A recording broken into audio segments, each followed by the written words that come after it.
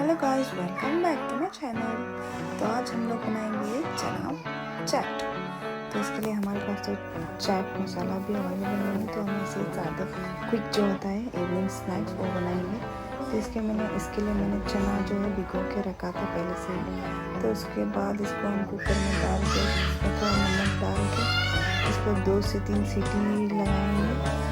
फिर इसको उबाल लेने के बाद इस साइड में मैं टमाटर, प्याज कोरिएंडर कट करके रखेंगे। फिर ये उबल चुका है, देखिए गाइस, ऐसा नरम होना चाहिए दबाने के बाद। तो ये परफेक्ट है।